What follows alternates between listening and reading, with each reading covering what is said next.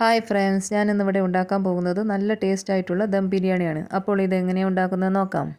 ഞാനിവിടെ എടുത്തത് ബിരിയാണി മസാല പാക്കറ്റാണ്. തീ ഓണാക്കി ചട്ടി ചൂടായി വരുമ്പോൾ തീ മീഡിയം ടു ലോ ഫ്ലെയിമിലാക്കി മസാല വറുത്ത് പൊടിച്ചെടുക്കണം. 1.5 kg കൈമ റൈസാണ് ഞാനിവിടെ എടുത്തത്. വെള്ളമൊഴിച്ച് അരി 20 മിനിറ്റ് സോക്ക് ചെയ്യാൻ വെക്കാം. 20 മിനിറ്റ് കഴിഞ്ഞതിനു ശേഷം അരി കഴുകി വാർക്കാൻ വെക്കാം. റൈസ് വേവിക്കാൻ എടുത്ത ചെമ്പിലേക്ക് പകുതി വെള്ളമൊഴിച്ച് കുറച്ച് ഗ്രാമ്പൂ, പട്ട, ഏലക്കായ്, 1 ടീസ്പൂൺ നെയ്യ്, വെള്ളത്തിനാവശ്യമായ ഉപ്പ് ചേർത്ത് ഹൈ ഫ്ലെയിമിൽ തിളയ്ക്കുന്നതുവരെ മൂടി വെക്കാം.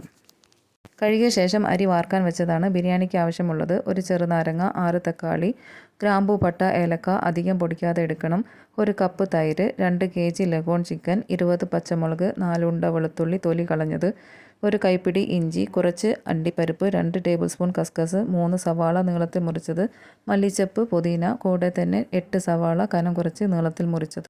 ഇഞ്ചി, പച്ചമുളക്, വെളുത്തുള്ളി ചതച്ചെടുക്കണം. അണ്ടിപ്പരിപ്പും കസ്കസും അരച്ചെടുക്കണം. കഴുകിയ ശേഷം ചിക്കൻ കുക്കറിലേക്കിട്ട് 1 ടേബിൾ സ്പൂൺ മുളക് പൊടി, 1/2 ടീസ്പൂൺ മഞ്ഞൾപ്പൊടി, ഉപ്പ് ആവശ്യത്തിന്, കുറച്ച് വെള്ളമൊഴിച്ച് എല്ലാം ഒന്ന് ഇളക്കി യോജിപ്പിച്ച ശേഷം കുക്കർ അടച്ച് 7 വിസിൽ വരുന്നതുവരെ വെക്കാം.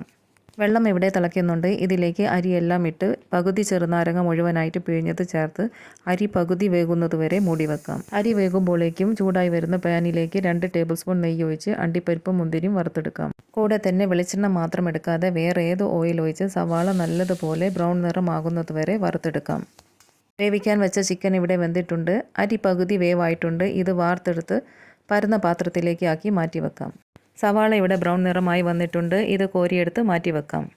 തീ മീഡിയം ഫ്ലെയിമിലാക്കി ബിരിയാണി ഉണ്ടാക്കാനെടുത്ത പാൻ ചൂടായി വരുമ്പോൾ 4 ടേബിൾ സ്പൂൺ നെയ്യ്, അരിഞ്ഞു വെച്ച സവാള, ചതച്ചു വെച്ച ഗ്രാമ്പൂ, പട്ട, ഏലക്കായ്, കുറച്ച് ഉപ്പ് ചേർത്ത് അധികം വാടി വരാതെ തന്നെ വെളുത്തുള്ളി പേസ്റ്റ്, ഇഞ്ചി പേസ്റ്റ്, പച്ചമുളക് എരിവിനനുസരിച്ച് ചേർത്ത് കൊടുക്കാം. കൂടെ തന്നെ മല്ലിച്ചപ്പ്, പുതിന, അരച്ചു വെച്ച അണ്ടിപ്പരിപ്പ് ചേർത്ത് വാടി വരുമ്പോൾ തന്നെ തക്കാളി ഇട്ട് സോഫ്റ്റ് ആകുന്നതുവരെ ഇളക്കി കൊടുക്കാം.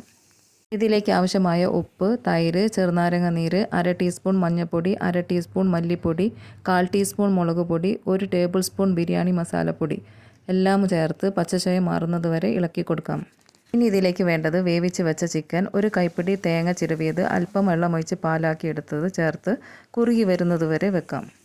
കുറുകി വരുമ്പോൾ ബ്രൗൺ നിറമാക്കി വെച്ച പകുതി സവാള ഇതിലേക്ക് ചേർത്ത് 1/2 ടീസ്പൂൺ ബിരിയാണി മസാലപ്പൊടി ചേർത്ത് 1 മിനിറ്റ് ഇളക്കിയ ശേഷം പകുതി ഗ്രേവി ഒരു പാത്രത്തിലേക്കാക്കി മാറ്റി വെക്കാം. കൂടെ തന്നെ വേവിച്ച് വെച്ച റൈസ് പകുതിയിട്ട് 1 ടേബിൾ സ്പൂൺ മഞ്ഞൾപ്പൊടി വെള്ളമൊഴിച്ച് 1 ടീസ്പൂൺ നെയ്യ്, വറുത്ത് വെച്ച അണ്ടിപ്പരിപ്പ്, മുന്തിരി, സവാള വാട്ടിയത്, മല്ലിച്ചപ്പ്, പുതിന ഇട്ട ശേഷം വേവിച്ച് വെച്ച ചിക്കൻ, അരി ഇട്ട ശേഷം വീണ്ടും ഇതുപോലെ തന്നെ ഇട്ട് കൊടുക്കാം. നോൺ സ്റ്റിക്ക് പാനിൻ്റെ മുകളിലാണ് ഞാൻ ബിരിയാണി പോട്ട് വെച്ചത്. ഇങ്ങനെ വെക്കുമ്പോൾ ചോറ് കറക്റ്റ് വെന്ത് കിട്ടും. തീ മീഡിയം ഫ്ലെയിമിലാക്കി 15 മിനിറ്റ് വെച്ച ശേഷം തീ ഓഫാക്കി 20 മിനിറ്റ് കഴിഞ്ഞ് തുറക്കാവുന്നതാണ്. എല്ലാം ഒന്ന് ഇളക്കി യോജിപ്പിച്ച ശേഷം എടുക്കാവുന്നതാണ്. നല്ല ടേസ്റ്റുള്ള ബിരിയാണിയാണ്. ഉണ്ടാക്കി നോക്കിയിട്ട് ഫീഡ്ബാക്ക് അറിയിക്കാൻ മറക്കരുതേ. ഇഷ്ടപ്പെട്ട ലൈക്കും ഷെയറും സപ്പോർട്ടും തന്ന് കൂടെ നിൽക്കണേ. പുതിയൊരു റെസിപ്പി ആയിട്ട് വരുന്നതുവരെ നന്ദി, നമസ്കാരം.